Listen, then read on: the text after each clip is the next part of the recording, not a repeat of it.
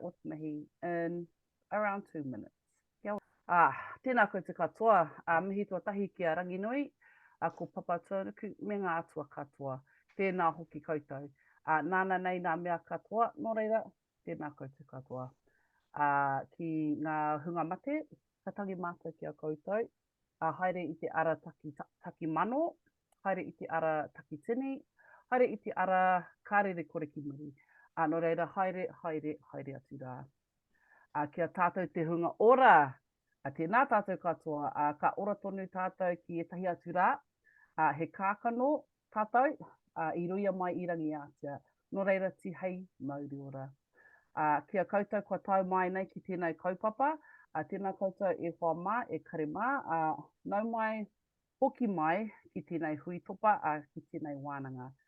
Tēnei te wānanga whakamutunga mō tēnei tau, he tau nā ngā piki me ngā heke, āna he maha ngā taki, he maha ngā mahi kei mua.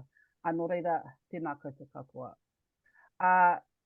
Ke te mihi whakamutunga ki ngā tohunga, ki ngā ahorangi, ki ngā manu taiko, ka kōrero I te rānei. Ara ko Mihi, ko Viliami, ko Sione, he kuru pau nā mu koutou, no mātou te honore, ki te whakaronga ki o mātauranga me ngā rautaki pai. Ko te tūmanako, kia whakakaha tātou, kia whakakotahi tātou I o mātauranga. Nā tātou katoa te Hauora. Nō reira tēnā koutou. Hoi anō, nau mai hoki mai, koutou katoa, ka kōrero, ka kimihia te mātauranga, nō reira, tēnā koutou, tēnā rā tātou katoa. Maku te karakia timatanga. Pau hihiri, pau rārama, pau te whakaaro, pau te tangata, pau te aroha, te pau e here nei a tātou, mauri ora ki a tātou, tūturu whakawhiti maua ki a tēnā, haumie hui ei. Hiki. Tēnā koutou katoa. Kia ora everyone. Welcome to our final webishop for the year. Hauora moa ke tonu, the resilience of Indigenous health promotion. So this is our final one for the series. As you know, our country has gone through some really major changes recently. So this kaupapa is about remaining resilient and staying aspirationally focused so that we can still achieve what we need to do for Indigenous people and for everyone. So thank you for joining us today. Just some really quick housekeeping I'm going to go over before we get into our first speaker. All right, so if you weren't aware, this webshop will be recorded and it will be available to our members, and then after a small amount of time, it will be uploaded to our YouTube page. So you can subscribe and view it that way as well. Just throughout the webshop, we would appreciate if you keep your mic on mute, just because sometimes people don't realize when we can hear if they're talking on the phone and stuff like that. But at the end, there will be open floor questions. So we do invite you to have a kōrero with our experts, with Viliami, with Mihi, with Sione, actually speak to them. So there will be an opportunity to do that. If you have a question throughout the webinar, please write it in the chat, just so we can come back to it. There will be an opportunity for our speakers to ask questions after they do their little spiel as well. And also keep an eye out in our chat for any additional information about health promotion. Thank you to those who completed the quiz. I can see that. Well done. Also, for us here at HPF, we may ask to take a photo near the end of this webinar. So if you need to, do a refresh if you want to or not, that's up to you, but we would love to be able to see your beautiful face in our picture. Shout out to my students that made it here. Lovely to see you all. Well done for everyone that got the assignments in. Yay. And last but not least, it's not just me that you'll be listening to. So there will be Emma and Lavinia, part of the Dream Team, and they'll be helping with this webinar as well, alongside Viliami and Sione. So very soon, I will hand it over to our very first speaker, Viliami. after Viliame, we'll open the floor up for some questions. Then we'll move on to Mihi and then Sione. And at the very end, we are going to invite open floor questions. Okay. So this is a gas bag session at the end as well. We wanna encourage you to have a corridor with the experts.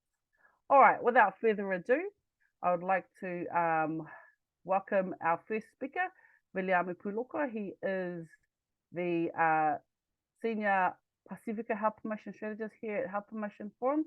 He's also a lecturer at Aotearoa University, and he is a opera singer by night. Tēnā koe, Viliame.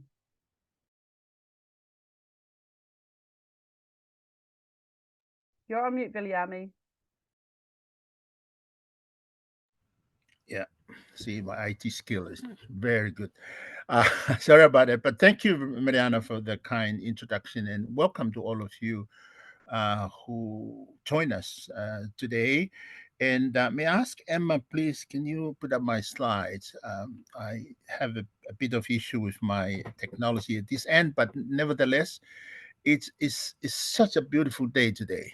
I think the sun is out, and we are looking forward for a very, very good corridor today with this topic. And if Emma, you hopefully that you can get my slides up and just kind of manage it from that end, please.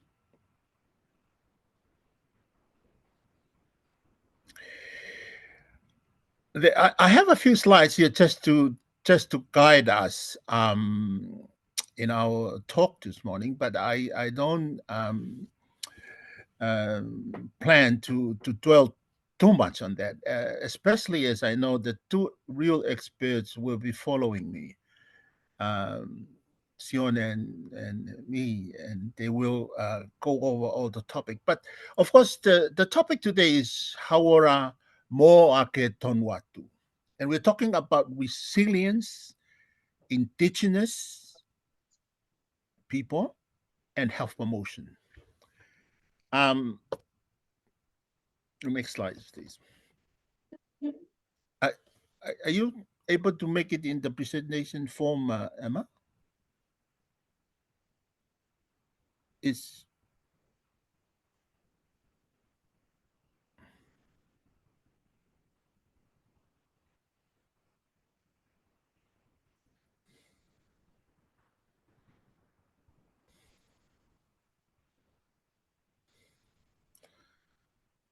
the next slide.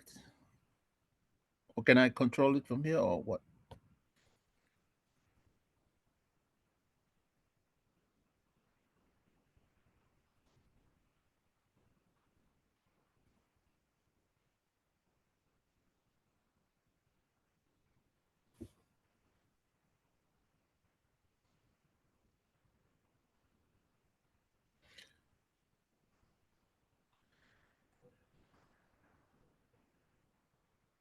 Yeah, while we're waiting for that, for the first slide to come up, and I really wanted to begin by asking the question: why are we focusing on those three main topic or theme? And that is, why are we talking about indigeneity or indigenous people, and what is the significance of us at this point in time must maintain resilience, and why are we talking about health promotion? As Mariana has alluded to, we are in a very, very interesting and challenging time, especially with our government. I read something there that says that, with all respect to the government, someone said that for somehow there seems to be anti-people, anti-Māori, anti-Pacific, and anti-health. And I think that is really the challenge that we as health promoters and as indigenous people must maintain our resilience. Of course, resilience is. Am I hoping that you are getting the slides up?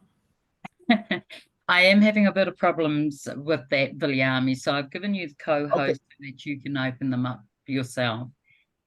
Okay, and then I will.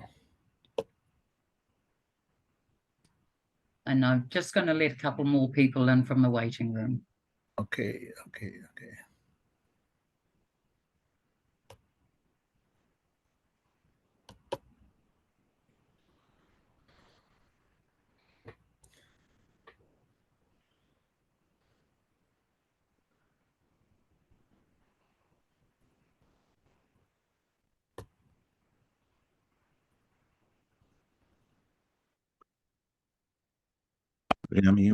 Brianna, you might have to help me. I have the slides open now.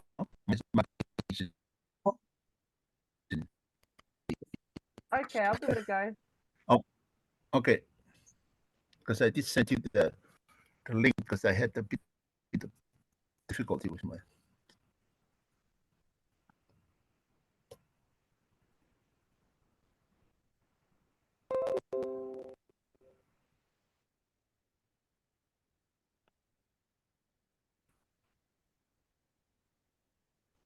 Can you see it now, Viliami? Yeah, I can see that.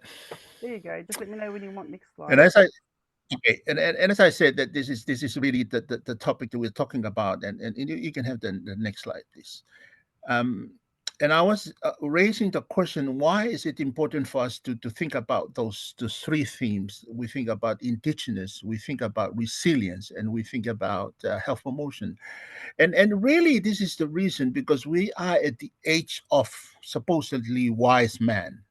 The scientists and all the knowledgeable people now, they say that we are in the age of Anthropocene, and this is just started about the same time that I was born, actually, some 70 years ago, a little bit more than 70 years ago. Then they had this classification, and they say, okay, we have now moved into to a new age. This is based on the carbon dating and looking at the formation of the world, the stones and the rocks, and how the earth is being formed. And they say we have gone through the Holocene, this is the ice age, and now we are in the age of the human and Anthropocene. And this is really what gives us the headache now. And we're supposed to be so wise. And yet what happening is that we maybe we are too wise for our own good. And the Anthropocene is really mean the age when human is in the center of the universe. And for some reason, we are so brilliant that we disregard everything else around us, the environment especially, and we use everything for our own benefit. And next slide. And this is I was thinking, why are we talking about this at this time? Why are we need to talk about resilience? And resilience, of course, is our ability to be able to bounce back, is to be able to rediscover the original purpose and meaning why we are here, and to withstand the pressure both within and from outside. And this is why it's important this time, at this very day, this very moment, is why it is important for us to be resilient.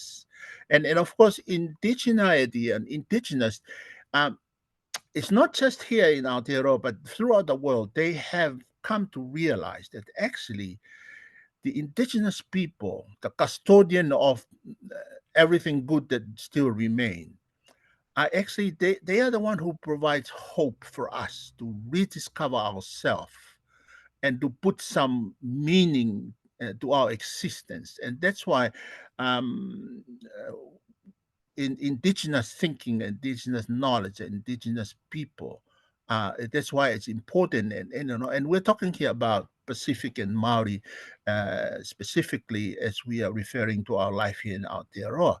And health promotion, of course, that's the strategy, that's the approach we are taking. And of course, you all know health promotion is the empowerment, is the enabling of the people themselves, the awakening of the goodness that is already within them, to realize their potential, their capacity, and what they need to make meaningful life and everything else to do with life. And that's really why I think it's important for us to talk about this topic, resilience, Indigenous, and health promotion, because we are lost and we need to find our way back. Next slide.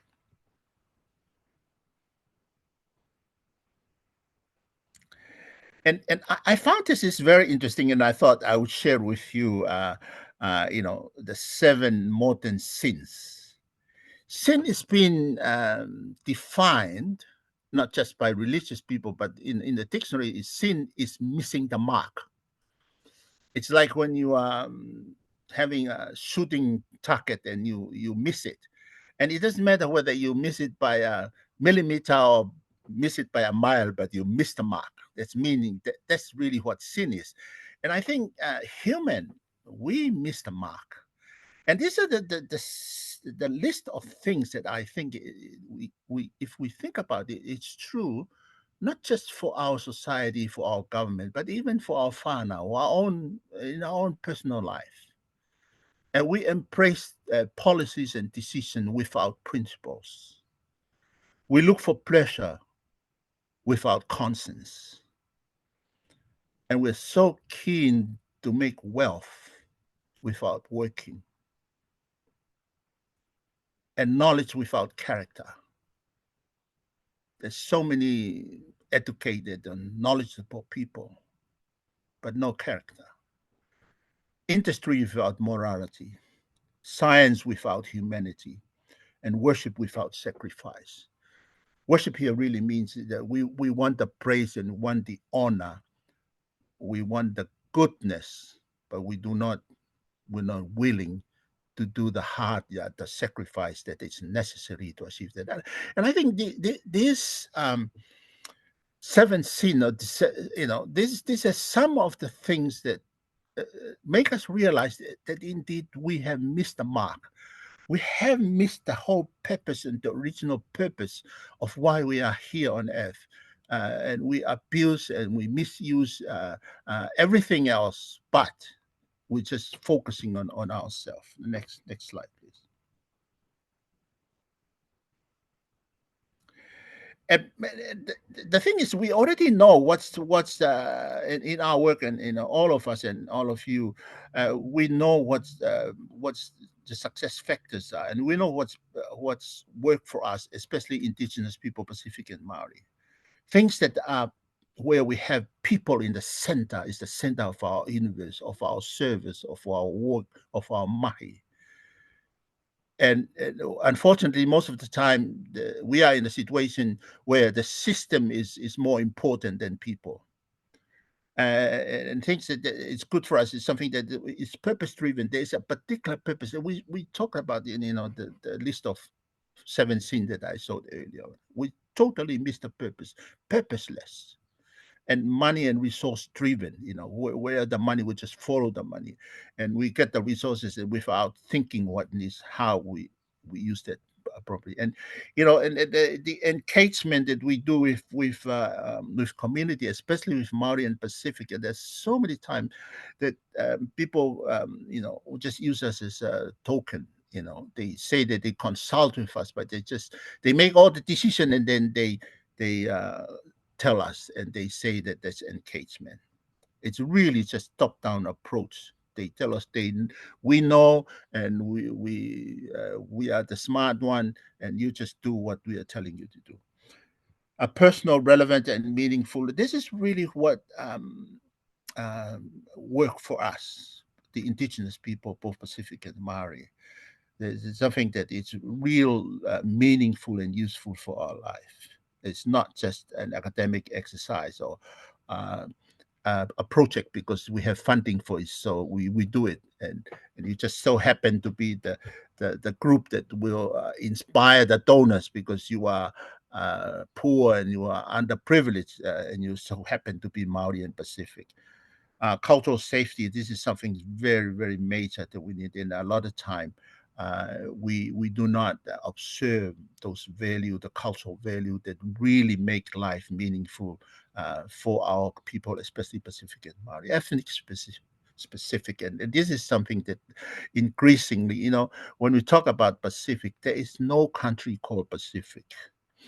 And it's all very well that we talk about, Pacific. They all look the same, they all behave the same, but actually we need to be more specific. Meaning, if we have people in the center of the universe, if we have them as the most important thing for us, then we will see and make sure that what we are doing is something that is very relevant and useful for them. Next slide, please. Yeah, and we are good, and we think that we are very busy, and we are efficient, and efficient and effectiveness is a two different thing. And unless we begin with the end in mind, meaning unless we begin with the end users, the people that we are working with, will continue to miss the mark. Next slide. And this is really, we have to be intentional in everything that we are doing, especially working with Pacific and Maori people. We have to be intentional. They have to be in the beginning. They cannot continue to be an afterthought. I used to say that they treat the Pacific, and I probably the Maori the same thing. It's like an appendix. I used to work as a surgeon, and appendix is a little organ that irritates you, and how do you treat it is just cut it off, so that it will stop irritating you. And sometimes we feel like that. We are irritating, and then they just cut us off. Next. And sometimes the organization and the Ministry of Health, or even Health Promotion Forum, and so we're so busy in doing things, and we think that we are being productive, but getting productive is not getting things done, but getting what matters most done. Getting what matters to the people that we are serving, to the Pacific and Maori, not just for anybody or for the organization, but being productive is getting things that matters to the people done. Next. And this is the things that, and what is missing in many times, and we need to have the resilience to maintain and to keep that, is the social capital, to grow the social capital. And these are the things that we are already good at. In both Pacific and Maori, we are very good at enabling people to interact. We are very friendly. We are communal thinking. And we are committed to each other, and we have basic value and cultures that bring us and bind us together. Next. And it's proven in many studies that when you have high social capital, you have better health, higher education achievement, better economic growth, and lower crime rate. And this is really the sort of things that we look for in both Pacific and Maori and the Indigenous people. But that can only be realized if we bring back those Indigenous people's value to the mix, and to rediscover the purpose for our existence. Next. And this is a long list that I won't dwell in it, but I'll let you have it. And I'm just using that. This is an example of the contextual differences of some of the values and cultures that we have. And I'm using the Pacific and Pacific, using including the Maori there, because Maori is part of the Pacific. It's not the other way around. So and this is something that these are sort of basic values that is very important for us as people, Indigenous people. Spirituality and supernatural, the unreal world, unseen world is just as real as the real world. Whereas the Western thing is, unless you see it, it can't be proven scientifically. It's never happened. Rank and authority is very important. Respect in our culture, and we sometimes claim to be that we are just conforming. We don't express ourselves. And important things that, like, in interdependence is a quality, is a value that we embrace. Interdependence, meaning that we are willing to surrender and to work together with others. Whereas in the Western thinking is independence. You just do everything as long as you do allow you to climb to the top. And I'll just let you have this list and maybe think about it at some other time. But the straight line is a curve. This is something that's very important to me personally. Meaning in the Pacific thinking, a straight line as a curve, whereas the Western thinking is sharp corners. And I just this is my last slide, and it talks about actually my brother was a theologian and he was working in a place and he saw the Palangi family have a wire to hang their clothes as a straight line. And then they went on leave, and then the neighbors came and hanged their clothes, and he saw that straight line became a curve because they were too heavy, their clothes, so there are too many people in this family. But it's just illustrated, and he said, wow, this is a straight line, but it's a curve because and it's a Pacific and Māori. We just shove along and we try to accommodate everyone, and what might be a straight line end up being a curve, but it's still a straight line. But because we all want to be included, we all want to share and care for each other, it makes the straight line become a curve, but it still is a straight line. Anyway, and last thing here that you always talk about the Pacific time. I think probably the Māori time as well. And it's really not the time, the minutes in the clock. It's a time that you are willing to allow to serve others. And therefore, when there is a tangi and where there is a wedding, then your appointment in the hospital will have to be delayed, and you might miss it and stuff, something like that, because you are willing to care for your whānau and you allow time to spend time with them. So that's really what the Pacific time is. And I think that the next slide is the last one. Yeah, and I think this is true, and for us health promoters, that we do have the choice and the power to create the tomorrow that we are looking for. And the next one is the last one. And this is probably what's the conclude my talk here and my thinking when you think about to maintain the resilience and to have the indigenous values and thinking brought in so that we can return to the center, we will be able to find the mark. Is our engagement with the people that we serve. It has to be by design, and it's not by default. And it is a thinking heart, a feeling minds, and a moving hands.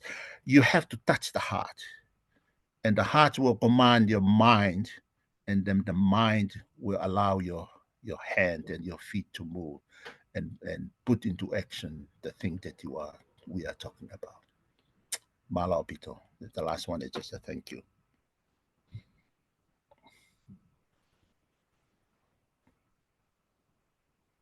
Oh, thank you, Viliami. Thank you for that. We only had a couple of questions come in. I think everyone's a bit too shy at the moment, so I'll fire my questions at you if that's all right. So my first question was, so yesterday there were national marches all around the country protesting some of the changes from the new government. And also the Māori King has called for hui next year to discuss how Māori can respond to these changes as well. So what can, or what will, or what should the Pacific community in Aotearoa do to mobilize? Like what will likely happen in that space? Because Māori aren't the only ones that are affected in terms of, lots of people are going to be affected, but just focusing on the Pacific community, how do you see mobilization happening in that community? Yeah, I think this is a very important issue, and it's not just for Māori. And you know that at the moment, the Pacific people, we look at ourselves as not just migrants to Aotearoa, but we come here because we have a long-standing relationship culturally, with the Māori. We are from the same race. We are from all Polynesia. And so therefore a lot of things, policy and things like that, that it's usually the Pacific benefits with the decision regarding the Maori, and you know all the statistics and all the health information. They always talk about Pacific and Maori. Everything is good except for the less fortunate people. They are Pacific and Maori, and so we are in the same boat. And I'm sure a lot of I'm already thinking about this as a Pacific person, that we will have to stand together with the Maori, because there are a lot of things that the implication will also affect us. And of course, we do feel, a real the strong blood ties and strong connection to the Maori people, besides just the political issues. Ngā mihi, Viliami. I've got another question, but I will probably save that for all three of you. But thank you for that, whānau. So you heard him. Tautoko Māori whānau, let's all get together and awhi one another to make all our voices stronger. Ka pai, thank you, Viliami. So we're going to move on to our next speaker now, which is Dr. Mihi Ratima.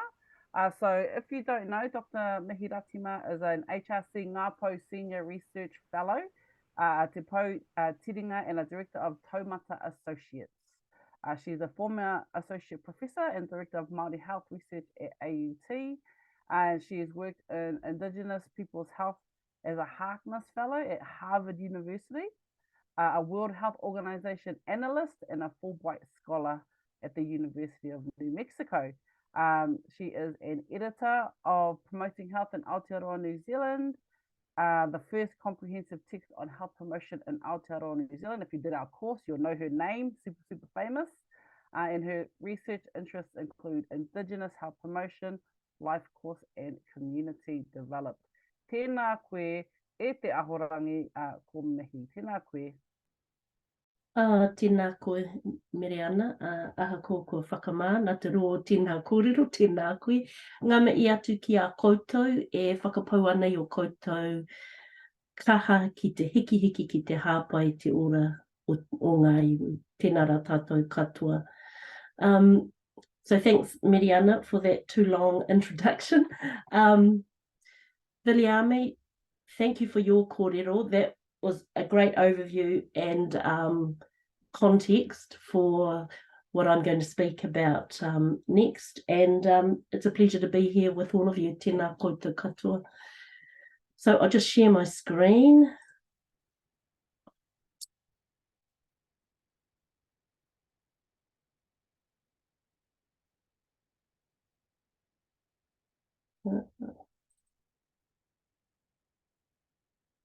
Okay.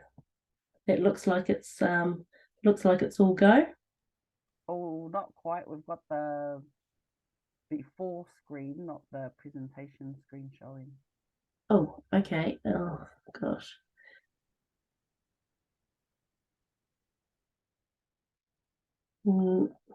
Sorry, this did work when we did our practice earlier. I'll just escape from there. The first time you came up, it was good, and then it flicked over. Did it? Okay, I'll just try share screen again. Is that working? Sorry. Is that working? Yes. Oh, great. Okay. Sorry, I've just got another little issue here. Okay, we're away. So I've been asked to just comment on a few points. The first one is around the evolution of Indigenous health promotion into global models of practice. So as you'll know, prior to colonisation, we as Māori had our own models of health and ways of thinking about improving the well-being of people that were based on and expressed our own worldview. So it was really about the lived experience linked to the natural world, interconnections, and of course the well-being of collectives was prioritised over that of individuals. And those approaches worked very well against the challenges of the day.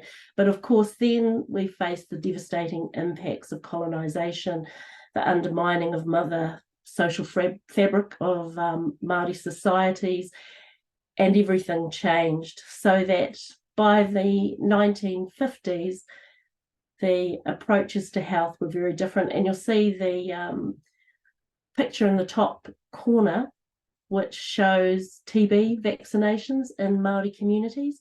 And as you can see, health interventions at that time were largely led by non-Māori and delivered to Māori communities. But then in 1951, we've got an image there of Mirasazi standing up at a Māori Women's Welfare League conference.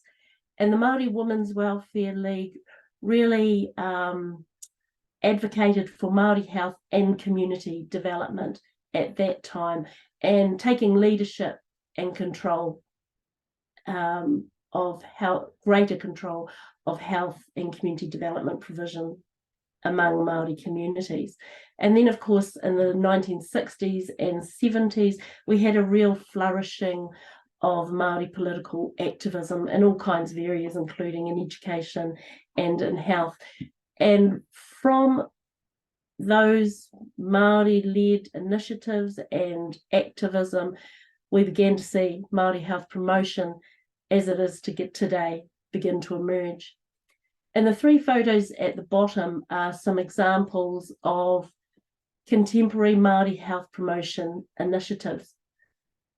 One in the Wharenui is Te Kōpai Piripono, which is a group that we do research with. That's a kaupapa Māori ECE.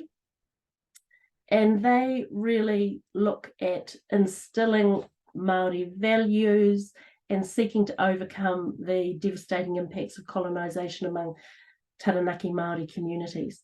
The other two images are from Papakainga, another research we're doing, which is looking at Papakainga as a place-based approach to Māori health promotion and to Māori community development. So today, what we see as Māori health promotion, obviously, is really wide-ranging, and we take a really broad view. And we've begun in the last decades, most well known with Mason's work on Te Pai Mahutonga, to articulate Māori models and frameworks of health promotion, and other Indigenous groups all around the world likewise are articulating their own approaches to Indigenous health promotion.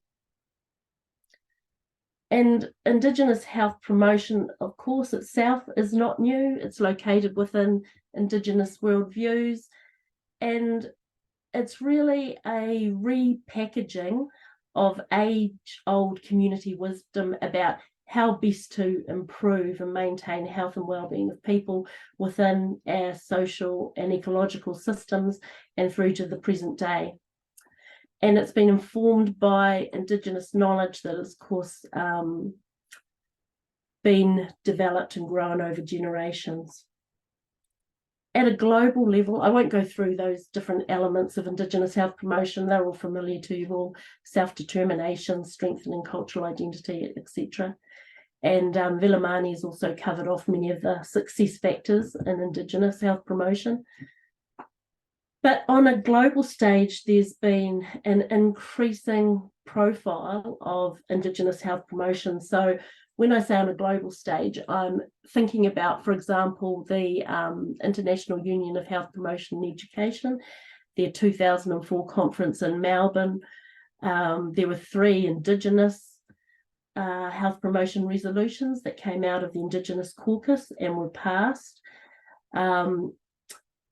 And then, of course, when we had in 2019, the International Union's global conference in Rotorua, we saw a very strong presence of Māori and Indigenous health promotion at all levels and all strands and streams of the conference. But of course, that was very much a product of the conference being held here.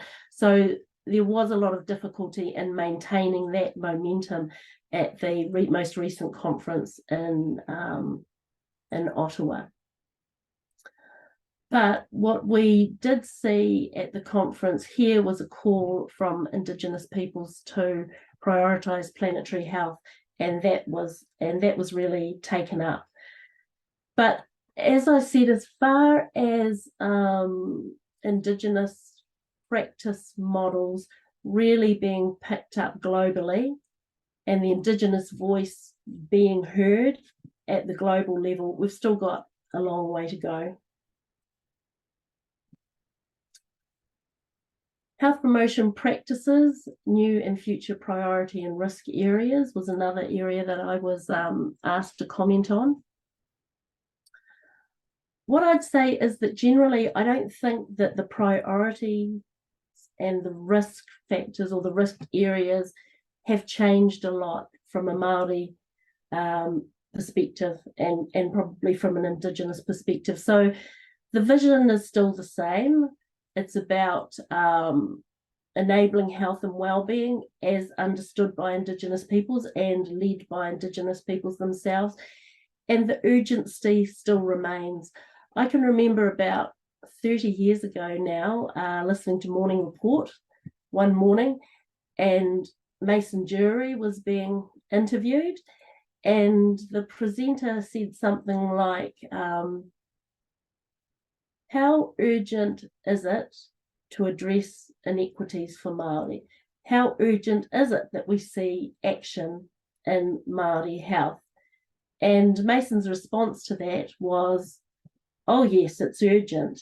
And in fact, it's been urgent for the last 100 years. So our priorities remain much the same, and the urgency, we're still in a situation where urgent action is required. And those priorities are around the things like equity, around self-determination, power and control, Indigenous peoples leading their own development, and also about planetary health. And there has been some momentum in each of these areas. Viliami has spoken a bit about planetary health, and so protection of the whenua and the natural environment has always been one of the highest priorities for Māori and other Indigenous peoples. But increasingly, as you know, it's starting to have greater priority and enter the consciousness of other populations around the country, or around the world, all over the world. So it's entering into global public consciousness, particularly as people are starting to feel in their everyday lives the impacts of climate change. So at the global level, there's been a call from Indigenous peoples for a paradigm shift. So moving away from that reductionist and individualistic approach and the capitalist system towards that have really devastated our planet, to start shifting towards more aligned Indigenous ways of thinking about planetary health, about our connections to the planet, and about collectivism, working together. So we need a paradigm shift so that we can live with humility and knowing our place in the world. In terms of risk, the major risks to Māori health promotion and Indigenous health promotion, I think, have always been political. I can remember when I worked at the World Health Organization on the first global consultation on Indigenous people's health, and my role was to prepare the background report for that consultation. And at the end of my time working there, I was called into one of the boss's offices. They wanted to talk to me about, just about the report. But the interesting thing was that I'd worked with a non-Indigenous colleague, and while I did the writing of the report, she did the administrative and organisational aspects of the consultation. But I was only called in there second to talk about the report I'd authored. They'd called in my non-Indigenous colleague first, and she had to say to them, she couldn't speak to it, obviously, because I'd written it, And one of the main things I remember about that meeting when I was called in was that the boss of our department said to me, wow, you must have really learned a lot in the months that you've been here to be able to produce this report. So the point there is that there is no understanding or appreciation. There was no understanding or appreciation that Indigenous peoples have our own way of seeing the world. We have many skills and talents that we bring into the global environment, that we're not, that there was the misunderstanding that somehow all that I was able to contribute to that report was because of what they had given me, rather than appreciating that I had come in with this knowledge from my own community and training, etc. So there is a constant underestimation, I think, of the value that Indigenous peoples bring to the table. So as I said, the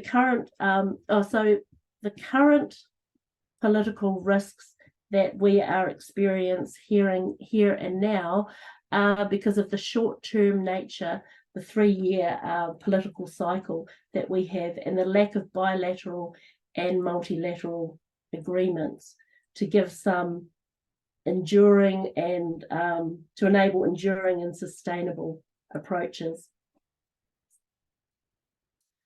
So what strategies do we need to put in place to protect Māori health promotion?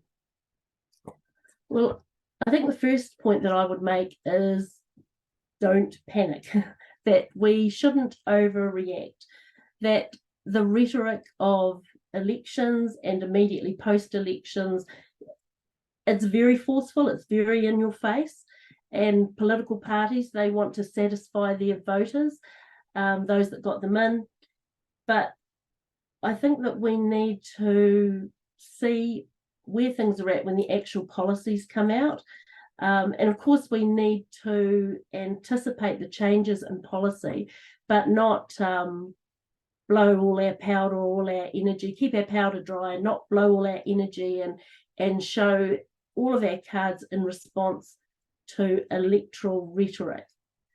I think the Māori Party are doing a great job in mobilising Māori, and also I think we can take some reassurance that Aotearoa has in fact grown up a bit. And while there are those, who will celebrate some of the negative kōrero that we're coming out, some of the old school and redneck thinking, we have got new generations that are coming through that don't think in that way. So I think there's value in taking half a step back and not using all our energy and our networks and our allies to respond to dangerous rhetoric. But I'm not saying that we sit back and wait and do nothing, but, that we keep some of our trump cards close and consolidate our networks. Because we have well-proven health promotion frameworks and approaches and success factors that Vilimani has spoken about. And what we really need to do now, one of our number one strategies, is I think to be nimble. So because we have a broad definition of health promotion and we have these broad frameworks, they can still be applied under lots of different auspices. So, for example, the current government is about productivity. But if you want the population to be productive, obviously the population has to be healthy. So there's still an important place for our mahi from that perspective, and we can engage with the productivity framework, but still using our own ways of doing things and thinking. So still, as we were shown, using our success factors of being people-centered, purpose-driven, community engagement, relevant, cultural safety, specific to populations. So we can still proceed with health promotion work as part of the fabric of community rather than something separate. And the best way to do this is around building those relationships, because we know that at the heart of every community issue is a health promotion issue. Paparangi Reid also often talks about that as well as doing the tasks and work in front of us, we also need to regularly lift our heads up and look beyond the scope of those immediate tasks to what the big picture is, the politics, the economics, the environment, social justice, and human rights. So we want to be able to continue taking our health promotion approaches, applying our health promotion approaches, even if we have to do them under other frameworks like productivity. But the languaging, of course, is going to be important. And we've had plenty of practice at this in the past about tweaking the language that we use so that it fits with the language in policy and in manifesto documents. Because politicians post-election, they really want to make their mark. And so we can repeat their language back to them, but by still keeping our eye very much on health promotion intent, transformation. In this new environment, there's also an opportunity for our non-Māori health promoters and organisations to really show that they are allies to Māori. Because when the political alignment to health promotion objectives is at its weakest, that's when our allies are really able to step up. So I think, you know, as we know, governments come and go, but we can remain true to our health promotion ways of thinking, and keeping our focus on people and communities and building and nurturing those long-term relationships. So, kia ora tātou.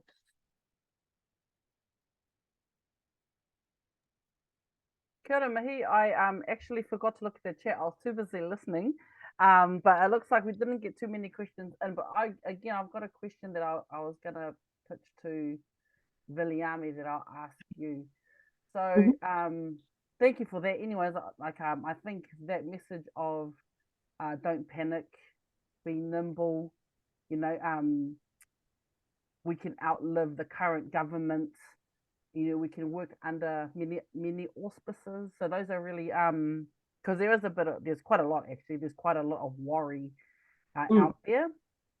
So it's good to hear those from a leader. But the question is, what practical things can we do as health promoters on the ground to elevate Indigenous needs and rights so that we aren't going back too many steps? Well, you know, I don't think those things have changed, the practical things that we can do on the ground. I think, and I think those success factors that, you know, were put up before, you know, those things still ring true, you know, so it's still very much about the basics. It's about having those strong relationships with communities, listening to communities, know that we've got a facilitating role, you know, rather than a leadership role, and then translating what they want up to the policy level. So I think the practical things that we do, you know, are still the same, but, you know, the things that might be different at this particular time are about how we step up and support community mobilization and help it, you know, to endure through the political difficulties, like the work that the Māori Party's doing in mobilizing community networks. You know, how can we support that? So I mean, I don't think the practical things have really changed much at all in terms of what we do on the ground. It's just that we've got to be clever and nimble and think about how those things how we can fit them into, say, whatever new government priorities are, so that we can still get funded and get the support we need to do that work. Kia ora, Mihi, thank you. So I call that stealth mode. That's Yes, what I call it. Stealth mode. So that's us whānau, you know, thinking with a critical eye, a strategic mind, and going in stealth mode. Thank you. Okay, we'll have some more time at the end as well. Thank you, Mihi. We're going to go on to our last speaker now, which is Sione Tuitahi. So he is the Executive Director here at Health Promotion Forum of New Zealand.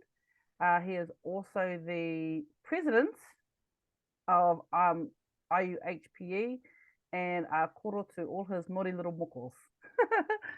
No, they're good. They're good people. So after Sione gives his kōrero, we will invite our other speakers back and open the floor to everyone here today. But last but not least, kia ora, Sione. Kia ora, Mirana, and thank you for the opportunity. Can you hear me okay, Mirana? Yep, all good. Okay, wonderful.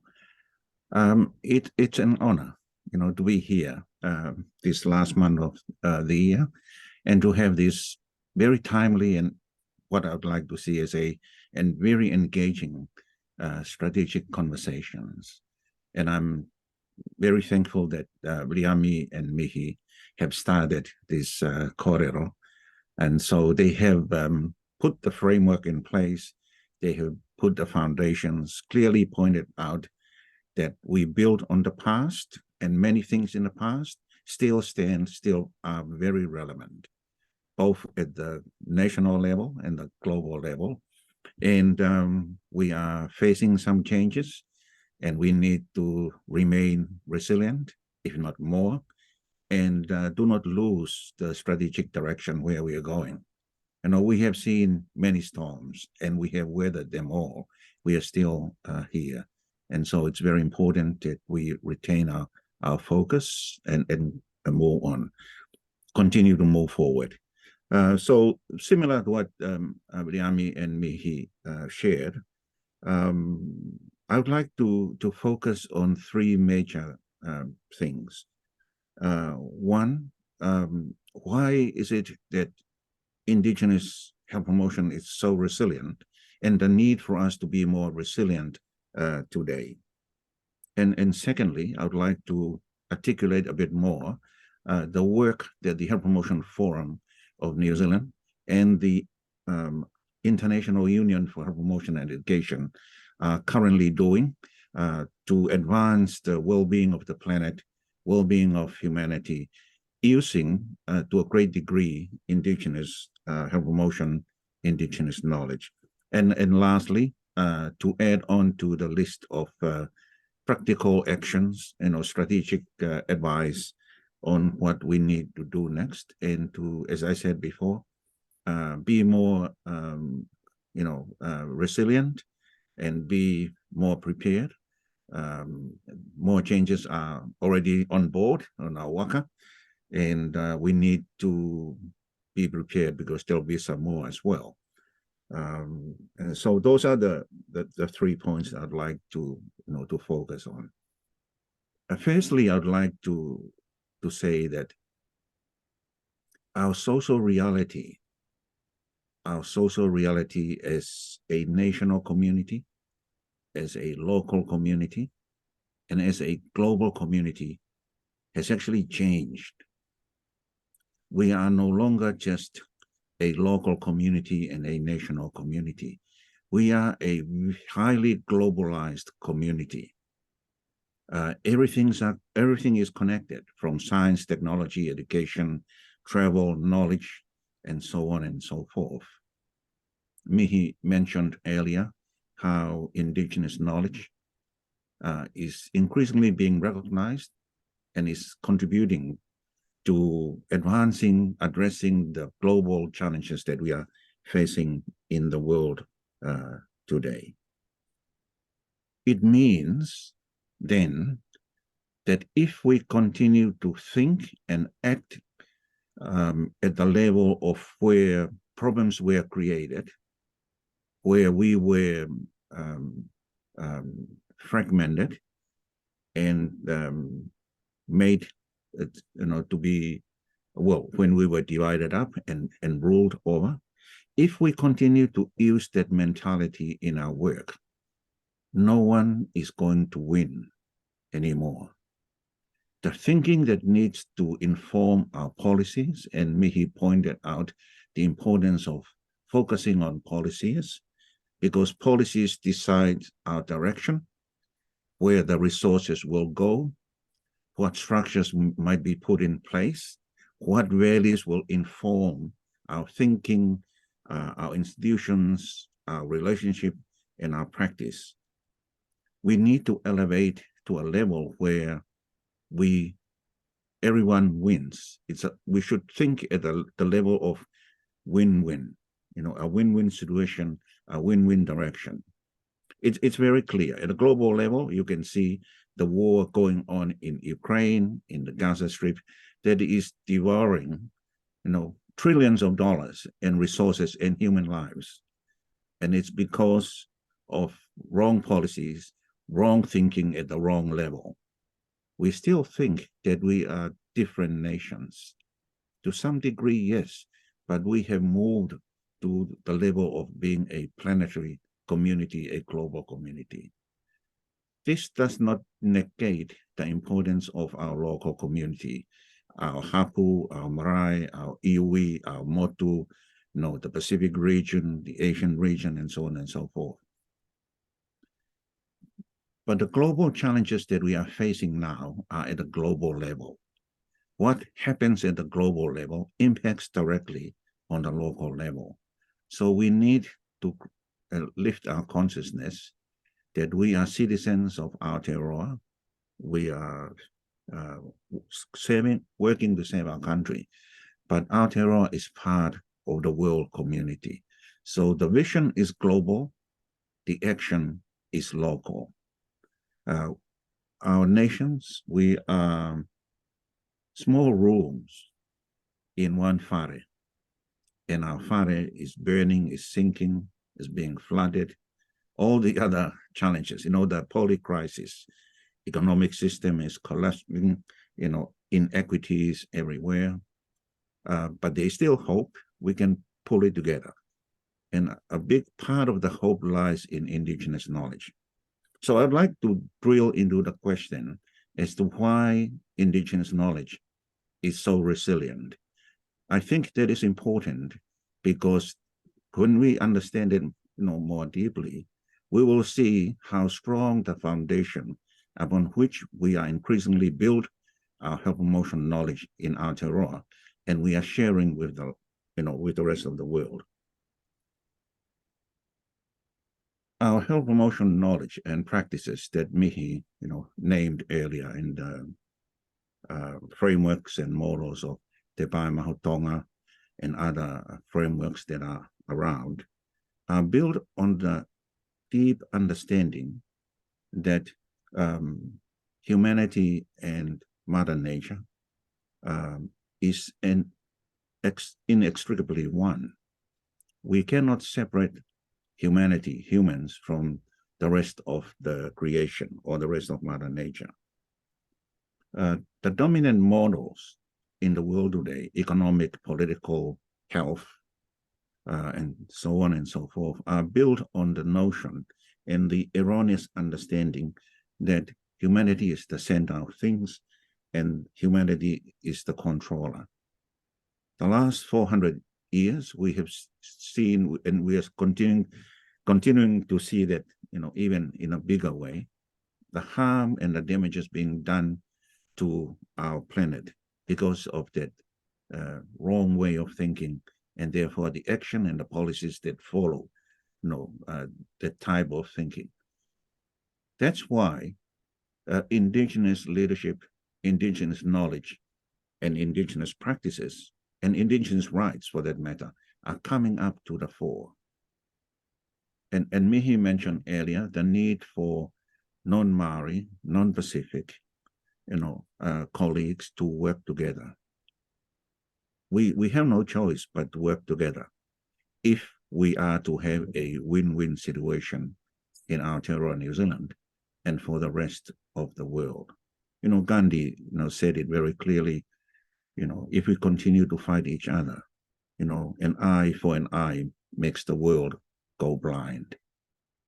So first understand the grounding, the essence of Indigenous health promotion, where it comes from the broader Indigenous knowledge systems. It's based on a natural reality. It's natural law. Everything is interdependent. There's only one reality, and humanity is part of that natural reality. When you look at the 2015 Rockefeller paper, the Commission on Planetary Health, there's a huge focus on social systems, and there's to a smaller degree touching on planetary health, but it's largely from a Western science, Western perspective. What we have done here from New Zealand, as Mihi mentioned earlier, the 2019 conference, was to complement that partial understanding to include our natural reality. What I said earlier is that humanity and the environment is inextricably one. You can't separate one from the other. And by combining Indigenous knowledge with Western science, we have a broader framework that the International Union is advancing that is more comprehensive, more holistic, and it can offer more solutions to address the global challenges that the world is facing and Aotearoa is facing, because it includes science, ethics, spirituality, and Indigenous knowledge. I think I have labored that point enough. Let me shift to what the Health Promotion Forum has been doing in the last 20 years. I'll start with the last 10 years. I'll begin with the 2019 conference.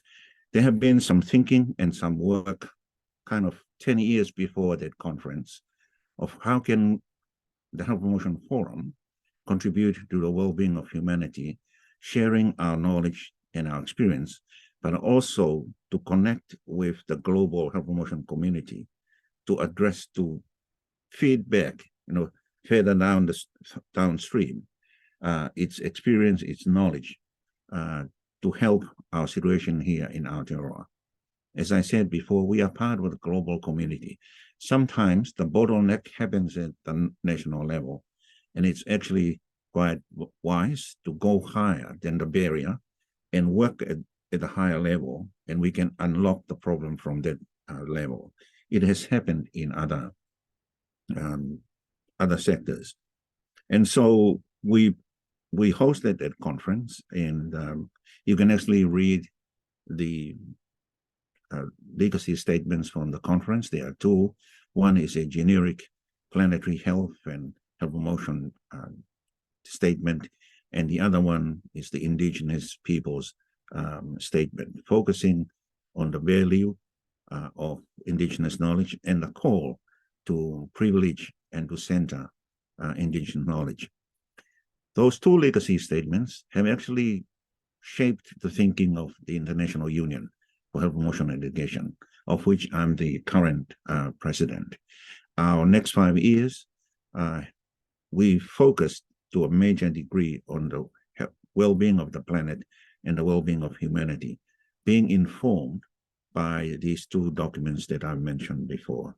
And also to some degree, the Montreal Tōhchake statement that the Health Promotion Forum contributed to a great degree in shaping and drafting that document up to make sure that there is a strategic continuing process moving towards the same direction that our 2019 conference has been pointing to, and that's where IUHB is marching. We also contributed to the World Health Organization, especially its conference in 2021. And through that, we also contributed to the drafting of the Geneva Charter for Wellbeing and I have mentioned this in past webishops, that if you read closely, you will see that not only Indigenous knowledge and leadership, are mentioned, but also ecological well-being and spiritual well-being. And we are talking more about a comprehensive, holistic form of well-being that includes economic well-being, but it also covers social, cultural, environmental well-being. And that's the notion, that's the thinking that Aotearoa has been on that pathway in the past, how many years now? 5 or 6. And that works well with the reform that we are still going through in the health sector. But because of the political cycle that Mihi mentioned, we are changing again. And we need to stay focused. So I was in India in August. That's part of being strategic as the Health Promotion Forum and IUHBE to link up with traditional medicine across the world. There was a summit in India to form a framework, global framework that is, to incorporate all forms of health systems to work together, from spiritual health systems to Western systems, and including Indigenous and Eastern knowledge and so on and so forth. So I'm conscious of the time, Mariana, but I think I've outlined a few things that we are doing both at the global level and the local level. Currently, on as one last example, the Health Promotion Forum is a member of the Health Coalition Aotearoa. And earlier this morning, I was in a meeting of the Infrastructure Advisory Group of the Health Coalition Aotearoa. As you know, HCA is working hard in co-leading, advocating to address some of the new challenges that we are facing in the health sector because of the political change. Health Coalition has just put out this morning an open letter to the government. And finally, I would like to address the third point that I was wanting to talk about, and that is, what can we do? I will echo what Mihi and Williami said earlier. We already have models and frameworks and knowledge that are already documented well. We continue to do that. In addition to that, we need to stay coherent and stay cohesive and gaze at the horizon, and work together and stay connected together. We need to see ourselves, the health promotion sector, as a movement for the well-being of Aotearoa and the well-being of humanity and the well-being of the planet.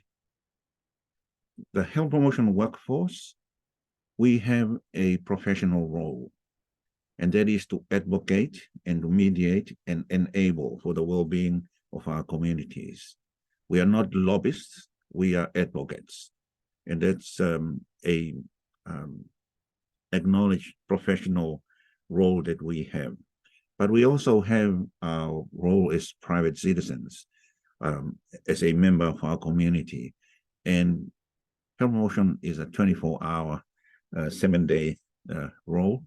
You can contribute in health promotion ways using health promotion approaches in wherever you are, whether you are an individual serving at the marae or the church, whether you are the head of an organization, whether you are head of the team, and we speak up.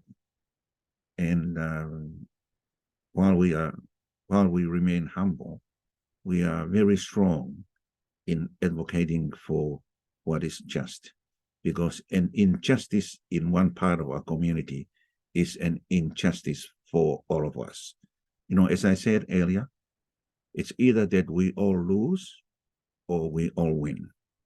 So we need to be at the right side of history. If you look back at history, you can see who is at the wrong side. Look into the future. We know the pathway we are on. is along natural reality. So there are natural laws. If you do the right thing with the right motive, with the right spirit, the right outcomes will come. Eventually, slow at times, but it will come. Thank you, Miranda. Thank you, Sonia. Thank you, everyone. Just a real quick question, Sonia, before we go to open gallery. So we've heard today about policy being a powerful avenue to influence change. So what's your advice for the people here at, in this webishop? How can we learn to do that? Other than coming to Miriana's level 4 class, how can we learn to influence change? Because we've got nurses, we've got teachers here, so it's not necessarily a health promotion job title, but a health promotion mind and heart. But how, for those that don't know, how do we learn to influence policy, and what's some advice around that? Because I know there are people who know what to do, but then when they have to get in front of a room of people who are angry at them or disagree with them, that can be a bit scary. So yeah, what's some advice about that for our people today? Firstly, put it simply, policy is a decision we make after we consult and decide this is the right way to go. So it's setting the direction.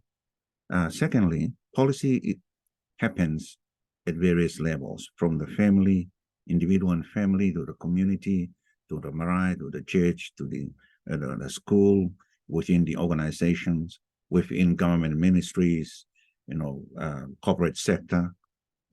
We all contribute either to our well-being or to our being very unhealthy. And so health promotion is very interdisciplinary. We can think in health promotion ways. So the first question is, what can we do to make sure that everyone is well? What can we do to make sure that we distribute our resources equitably? Is a word that Mihi touched on earlier. Very important.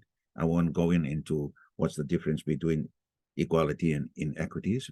That's part of homework if you do not know. But it's also what Professor Michael Marmot said in his 2008 WHO report on the Commission for the Social Determinants of Health. At the end of the day, it's about having policies that enable humanity to distribute its resources and power equitably. So if you're the head of an organization, make sure that your decisions are to enable staff to remain well, and your resources are used for the well-being of the people you are serving, not for your own well-being. And the mind shift in business is shifting. A new, Mihi, mentioned the new paradigm that we need. We are actually moving into that new paradigm. It's painful, but we are moving into a paradigm of equity and fairness, and it's a win-win. But we need to really work hard on that. And so wherever you sit, as an individual, as a community, as an organization, you can all contribute. You can make the rules to make sure not only that everyone is well, but also our environment is well. Beran, I hope that I have... that's good, yeah. Any advice though about when people challenge you or they disagree with you? Because that's the human part that we forget about sometimes until we're in a room with people who disagree with us. Any advice around that in your experiences? You can find a common ground, what you can agree on, and start from that. A point of unity, a point of, having something that you both agree on. Because despite the different views, we all want to make sure that our children are educated well, fed well, have a house, that a safe community, no wars. We don't want to import what is happening around the world. We here in the Pacific, and especially in Aotearoa, it's a breath of fresh air, and it's about, and if that doesn't help, then you look at the common goals, the higher goals. You know, people can disagree, but we can't stop heading where we are heading. And so if you focus your energy, you know, on the direction, you may be able to avoid most of the time the personality politics, you know, the partisan politics. I hope that helps. I'm conscious that we need to share the time with the rest of Yes, thank you. That was probably more for myself if I was ever to be in a room with David Seymour. So thank you for that. Tony. No Emma, personality fighting. Emma, can we go to a gallery view? We're going to open it up now, whānau, so we can all see each other's beautiful faces. Here we go. Not everyone's hidden away. And also, we're probably going to have a photo soon. If you want to quickly just do what you got to do. So in gallery mode, we've got a few minutes left. So if you have a question, you are free to unmute, or if you just want to say hello, you are free to do that as well. But is there any last key points from our guest speakers that you would like to share before we close off in about 5 minutes? Hauora, can I just add something here? Yes, please, Mihi. Yeah. So the question about policy and how you can influence policy, I think one of the things is, and I really liked what Sione had said about policy isn't just about government policy, it can be at all kinds of levels. And so keeping that in mind, I think one of the things that you can do is look at who's sitting at the table with you in policy work, and, you know, are there voices that are missing, and how you can help get people to the table that are going to represent some of those voices. So, you know, you don't have to do everything yourself. Also, the other thing that came to mind when you're, you know, face to face with Seymour or whoever, and I think part of it is about being prepared and making sure that, you know, that you're continually working on your own professional development and your kete of skills, so that you can feel more confident and, you know, always building up, all of us doing this, building up our critical awareness and our, you know, kete of skills. But I can remember years ago when we had a change of government, and one of the things we had with our class were kind of cheat sheets, which that was a long time ago, but it was, you know, some of the common challenging questions that people, you know, found that they were faced with in everyday life, like, you know, what, you know, why the treaty's not important, it's la la la, or whatever it is. And those were kind of quite useful tools. So things like that are probably available online, I don't know, but, you know, just and being prepared helps you to feel more confident, and a lot of it is about feeling confident. I'm going to steal that idea, cheat sheets. I'm going to steal that, and we're going to create some resources. Thank you, Mihi. Any other pearls of wisdom from our speakers before we take a photo? And I think it would be good to see if anyone else would like to have a comment from our audience.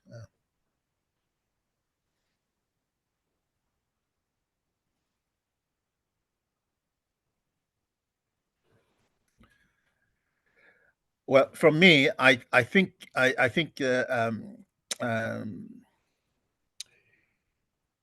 we must continue to remain focused on the goal and purpose and the meaning, and make sure that we remain relevant, useful, and that can only happen when we know the people we're working with, and when they are at the center of our thinking, of our universe.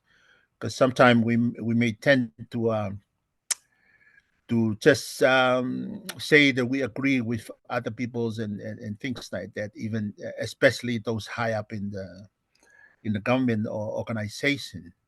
But in doing so, we might be denying the very purpose and reason why the people that we are supposed to be speaking for. So I think I really like what Mihi was suggesting for us to remain calm and be collected, and be confident of what we have. Nobody can take it from us. Being indigenous, as she said, those people in the WHO were thought, how can she quickly learn all that? I mean, she didn't learn it. She grew up with it. And I think those are the things that nobody can take from us. We are indigenous. We are who we are. And I think we have got to remember that and never dilute that for popularity for any other reason. And the last thing that I say, I kept thinking of the COVID and thinking we always say that we are on the same boat and with all these things happening. But I think we also must remember we may be on the same boat, but we are not on the same storm. The degree and the ability to cope with the storm that we are facing is very, very much dependent on who we are and what we are, where we are, and things like that. So we may be facing the same issues. We may be under the circumstances, we are in the same boat, of course.